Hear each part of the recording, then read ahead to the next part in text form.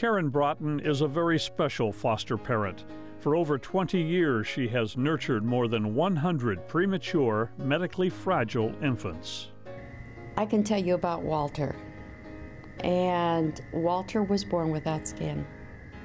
It was a genetic disorder. And if you touched him, the skin rolled off, just rolled off. And he took between 6 and 8 hours a day to do debridement and wound care. And he would scream through each one of these treatments. And as soon as it was over, he had a smile. He was like an old soul. And an example is he had to have all his nails removed and all the skin removed off of his hands. And his hands were like 2 oven mitts, bandaged. And as soon as they were through, he wanted to get down and play with the ball. And Barry would sit on the floor playing with the ball, and he would play with the ball with the bandages. And he was a wonderful child, and probably that is the most endearing child we've ever had, and will still stay with us forever. She's very thorough and rigorous, and she's quick to point out, you know, what her opinion is about the babies that she's taking care of. And I've seen her encounter some opposition, you know, because, you know, she'll tell you this baby needs a gastrostomy to feed because he's not feeding, he's aspirating. I know he's aspirating, and, you know, you have to kind of be humble with Karen because usually she's right. It's not a job, it's a mission. There's no way that you could even classify this as a job. It's 24/7 times 22 years, and lots of happy times and some sad times. So you can't call it a job. You don't get paid, and that usually entitles the job, but the rewards are wonderful. There's a video, it's called Baby Songs, and I had this video for my older kids when they were babies, and we were just talking about baby songs, and she said there's one song on the video, it's called My Mommy Comes Back. My mommy comes back to get me. And so she had a foster child who she played baby songs for, and then finally the child went back to her home, which wasn't ideal.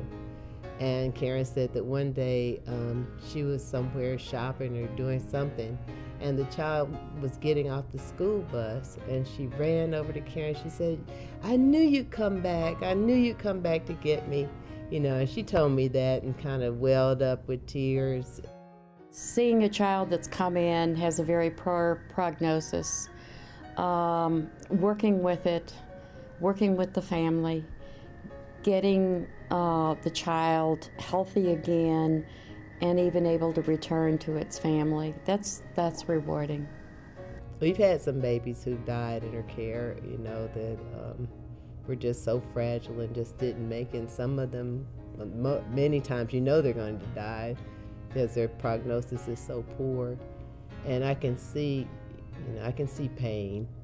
It goes back to back into the 70s. I was a respiratory therapist, and 2 infants were dying of meningitis.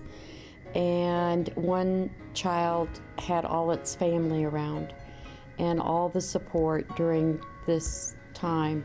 The other child was in another room, and it was a foster child, and there was nobody in the room. The lights were off, and I went into the room and I found the baby had died. And the baby had died by itself. And I, at that time, told my husband that if we could ever care for these children, that I would like to take the medically fragile, because it's just as, they're the ones that need it so much. I want her to know that I'm not the only one who thinks that she's the greatest, and I'm not the only one who appreciates what she does. And I think that by choosing her as a recipient, it just is confirming what I've been saying to her all along, that she's very special, and we appreciate her for that. To feel the pain, you feel the love. And you need to put yourself out there, make yourself able to be heard so that you can help other people. It'd be easy to sit at home all day long and read books and watch TV, but at the end of the day, I know that we've had 100 children that we've affected their life, and they have affected ours. And it's just wonderful. It really is.